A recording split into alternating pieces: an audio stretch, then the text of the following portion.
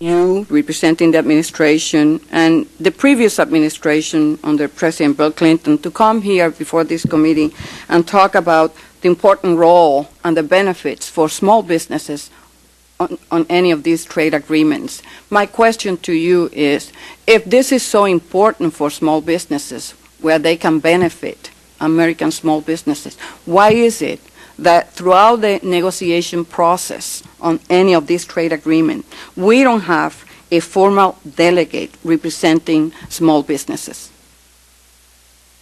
Well, I think, Madam Chairwoman, I would say that we do have a Small Business Advisory Committee, so we routinely consult with them. They have the same access to everybody that we do, and I would say that it would be artificial, honestly, to have a negotiator. I mean, USTR is the heart and soul of negotiator, so you've got a negotiator at the table. Mm-hmm. The interest that negotiator is pursuing is unavoidably and necessarily the interests of small businesses. It is not as though we would be sitting there saying, well, this is a good proposal and a good outcome for large businesses, but not good for small business. I mean, what we do is eliminate tariffs. That's going to be good for everybody. What we do is eliminate non-tariff barriers. That's going to be good for everybody. So it would be artificial, honestly, to try to disaggregate from the negotiator's perspective small business interests from other interests. So can you explain to me why the Small Business Trade Advisory Committee to the USTR does not support the Korea FTA in its totality?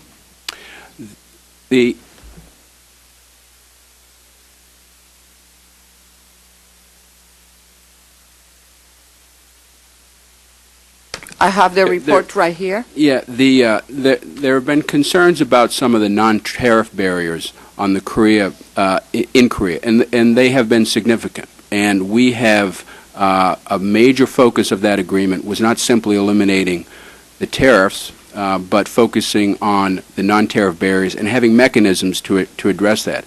Frankly, I think some of the members of the Small Business Advisory Committee were concerned that notwithstanding the provisions in the agreement, that they were still not confident that all of those non-tariff barriers would be eliminated.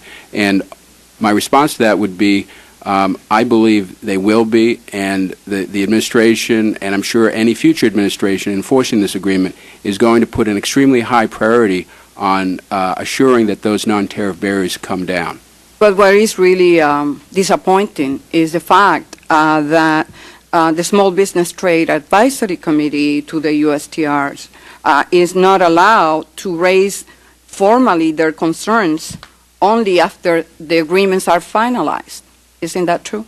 Actually, it's not, Madam Chairwoman, because they have the same access and input in the process as we go through these negotiations. Before we have a negotiating round, we reach out to our advisory committees, share texts with them. So there is access to our negotiating process and throughout our negotiating process of the same level that all other advisory groups have. If they were included in the process, then why is it that they are opposed? Well, they're much to my chagrin, there are some times where other groups, other advisory committees are not pleased with the outcome and don't support it. So I would not equate tepid support or opposition as synonymous with being shut out of the process. They just wanted a better outcome, and I respect that, but I believe that over time we will demonstrate that these non-tariff barriers will come down in a way that will provide opportunities for U.S. companies. So you are correct in your statement that you gave when you were reading or giving us your testimony, saying that the Small Business Trade Advisory Committee was supportive of all the agreements. Yes, that's not correct. That is not correct. I overstated.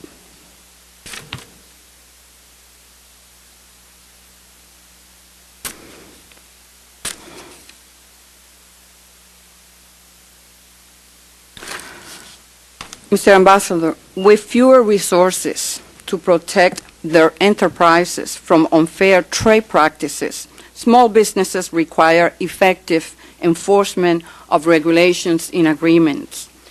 Currently, many small firms are being harmed by inadequate enforcement.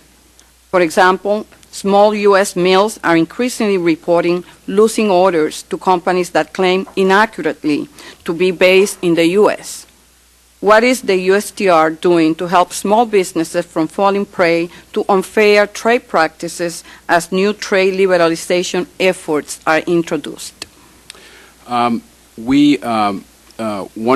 of the recent actions that we have taken to address that is we took a WTO case against China for subsidies, export subsidies that it provides.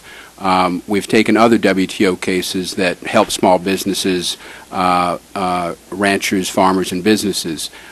So I think the USTR, the primary tool that we have is bringing WTO cases as formal enforcement actions.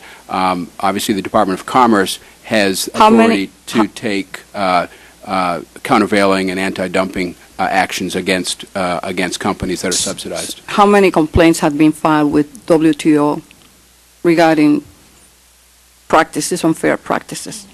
Well, every case that we've filed obviously is based upon a country, in our belief, not living up to its obligations. We've taken, I think, 23 WTO cases in recent years, which puts us at the top of the list. The United States has taken more WTO cases than any other country.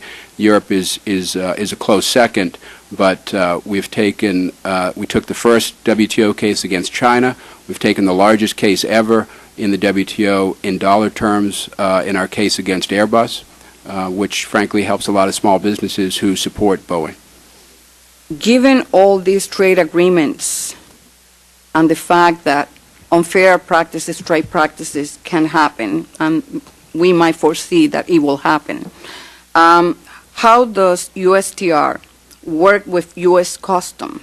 How many, in terms of personnel, are you going to hire more personnel? U.S. Customs is going to hire more. I know that but what is your interaction with U.S. Customs to make sure that you have the personnel necessary to make in terms of enforcement? Well, we work closely with Customs in a number of ways. They are the primary enforcers. Obviously, we are not, a direct enforcement agency. I understand that. My question is, do you have any interaction with U.S. Customs, any discussion in terms of the implementation of trade agreements and what it will require?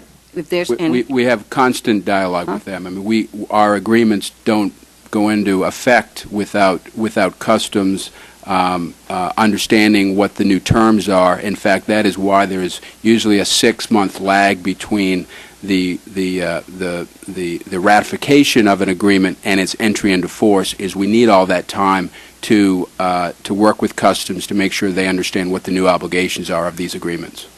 Mr. Chairwoman, thank you.